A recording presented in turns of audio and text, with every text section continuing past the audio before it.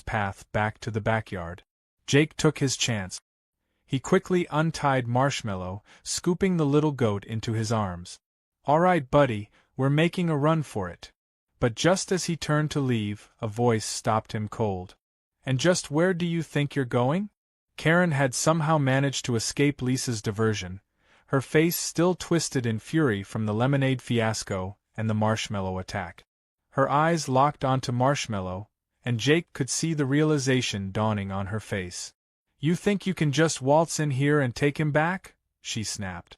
Jake didn't flinch. "You mean take back the animal you stole from me?" "Yeah. That's exactly what I'm doing." Karen let out a dramatic scoff. "Oh please, this is ridiculous. You're making such a scene over a stupid farm animal. Do you know how much effort I put into planning this event? The influencers I invited? The reputation I built?" Jake gave her a slow, unimpressed nod. "Yeah, you built yourself a real empire here, Karen. Too bad it's about to collapse." Before she could ask what he meant, a new sound cut through the madness, the distant wail of sirens. Karen's smug expression faltered. She glanced around as if trying to figure out whether this was some kind of prank. Then, one of her guests, still holding their phone, gasped. Karen? Your live stream is blowing up. And not in a good way." Jake smirked. "Yeah, funny thing about broadcasting your crimes to the entire town. People tend to react." Karen lunged toward him, but before she could get her hands anywhere near Marshmallow, the front gate swung open. A squad car pulled into the driveway, followed closely by an animal control van and, to Karen's absolute horror, a small group of very angry protesters holding signs that read, "Save the Goat" and "Justice for Marshmallow." One of the officers stepped out, looking thoroughly unimpressed. "Karen Thompson?" Karen plastered on her best innocent smile. "Oh, officer. What a lovely surprise. We're just having a little neighborhood gathering. We received multiple reports about a stolen animal and possible animal cruelty." The officer cut her off. He glanced at Jake, who was still holding Marshmallow. "Sir, is this your goat?" Jake nodded. "Yep. And I've got proof he was taken from my property." Karen let out a nervous laugh. "Oh, come on. He was just wandering around. I was doing him a favor." The officer raised an eyebrow. "We also have video evidence from your own livestream where you openly admit to planning to cook him." Karen's face drained of color. The entire backyard had gone silent, every single guest awkwardly shifting away from her. Even the fancy chef who had been tending the grill was now subtly packing up his knives, wanting no part of this. "Now," the officer continued, pulling out a notepad, "let's talk about the multiple health violations, unregistered event hosting, and possible theft charges."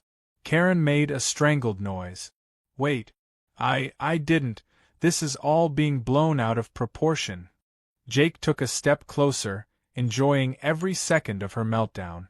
"Yeah, I'm sure the internet is going to be real forgiving about this one." As if on cue, Karen's phone pinged with a notification. Then another. Then another. She fumbled to check it, her eyes widening in horror as she saw the number of comments, the furious messages, the growing hashtag #GoatGate spreading like wildfire. Marshmallow let out a triumphant bleat, as if celebrating their victory. Jake gave him a proud pat. "Don't worry, buddy. You're going home." And as Karen's perfect, carefully curated world collapsed around her, Jake couldn't help but think revenge had never tasted sweeter. Karen stood frozen in the middle of her backyard, gripping her phone like it was the only thing keeping her upright. Her face was a fascinating mix of disbelief, horror, and rage as she scrolled through the tidal wave of comments flooding her livestream. Each notification chipped away at her carefully curated social image, exposing her as the town villain in real time. The elegant, high-class atmosphere of her barbecue had crumbled into a disaster zone of chaos, sirens, and angry voices. Jake didn't even try to hide his amusement.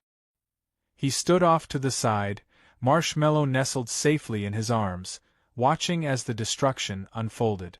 The police officers were already moving in, questioning Karen, asking for permits she definitely didn't have, while the animal control officers examined Marshmallow, making notes about his condition. The protesters were still outside the fence, chanting slogans that had turned into a mix of "Save the Goat" and "Cancel Karen," and Karen's guests, sensing the ship was sinking fast, were hastily gathering their things and slipping away before they got dragged into the scandal. Karen, however, wasn't giving up so easily. With the same unearned confidence that had gotten her into this mess, she snapped out of her trance and turned to the lead officer, planting her hands on her hips like she was the one in charge. "This is ridiculous. I'm the victim here. That man," she pointed aggressively at Jake, "trespassed on my property. He broke into my event. He stole that goat from me." Jake snorted. "You mean the goat you stole from me first?" Karen ignored him. "Officer, do you know who I am?" she demanded. "I have connections. Important ones. Do you really want to ruin a perfectly wonderful evening over a misunderstanding?" The officer, who looked like he had exactly zero patience for her nonsense, slowly raised an eyebrow. "Ma'am, I don't think you understand the situation you're in." He motioned to the animal control officer beside him. "We have enough evidence to charge you with theft, animal cruelty, and multiple health and safety violations. And that's before we even get into the livestream footage where you openly admitted to planning to cook a stolen pet." Karen's mouth opened and closed like a fish gasping for air. That was taken out of context. One of the officers let out a dry chuckle. "The video where you literally said, 'This is going to be the best fresh farm-to-table meal ever'? That context." Her face flushed bright red. I was joking. Obviously. No one was actually going to eat the goat. It was all for show." Jake gave Marshmallow a scratch behind the ears. "Well, that's funny, because I distinctly remember you telling me I should be honored that he was going to be the star of the meal." Karen's frustration boiled over, and she turned on Jake, seething. "You think you're so clever, don't you?" Jake grinned. "Not really. But I don't need to be when you're doing all the work for me." Karen let out a sharp breath, clearly trying to compose herself. She glanced around at the remaining guests, looking for support, but they were all suddenly very interested in their phones, avoiding eye contact. Even the chef who had been manning the grill was now nowhere to be seen, probably deciding that his career wasn't worth being associated with whatever this disaster had turned into. One of the officers finally sighed and pulled out a small notepad. "All right, Karen Thompson, as of now, we are issuing citations for unlawful animal possession, failure to obtain proper permits for food preparation, and hosting an unregistered public event." Karen stiffened. "Citations? For now," the officer continued. "But considering the overwhelming video evidence, you should probably expect a visit from a judge real soon." Karen's expression flickered with panic, but she still wasn't backing down. "I'll fight this. I have lawyers. I have connections. This whole thing is being blown out of proportion." Lisa, who had been casually sipping a soda by the fence, chimed in cheerfully. "Yeah, well, I don't think the internet agrees with you." Karen whipped her head toward her, glaring. "What are you talking about?" Lisa held up her phone. #GoatGate is trending. You're already at 20,000 views. Oh, and someone turned your meltdown into a meme. She turned the screen toward Karen, where a screenshot of her shouting, "It's just a goat," had been captioned with, "When you try to barbecue the wrong pet." Jake couldn't help it. He laughed. Karen's face burned with fury. "This isn't over." Jake gave her a slow, almost pitying smile. "Oh, Karen. It really is." As if to prove his point, the cops handed her a folder full of citations and turned back toward their vehicles. The animal control officers, satisfied that Marshmallow was unharmed, gave Jake a nod of approval before packing up as well. The protesters, now that their mission was a success, began taking victory selfies in front of Karen's gate, celebrating their small but mighty triumph. Karen, meanwhile, stood completely still in the middle of the backyard, surrounded by the wreckage of what was supposed to be her perfect event. The once pristine white tablecloths were stained with spilled wine, marshmallows littered the ground like tiny sugary landmines, and her carefully curated social status was going up in flames faster than the fire in her abandoned grill. Jake adjusted Marshmallow in his arms and gave Karen a final nod. "Good luck cleaning this up." With that, he turned on his heel and walked toward the gate.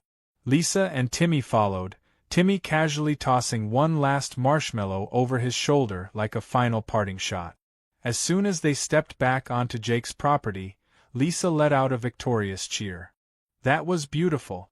I mean, honestly, better than I even imagined." Jake exhaled, finally letting the tension in his shoulders ease. He set Marshmallow down, and the little goat immediately began bouncing around happily, blissfully unaware of how close he had come to disaster. Lisa nudged Jake. "So, how does it feel to have completely ruined Karen's social life in one night?" Jake scratched his chin thoughtfully. "You know, I think I could get used to this whole hero thing." Timmy grinned. "Marshmallow's the real hero. We should get him his own Instagram." Jake smirked. "You know what?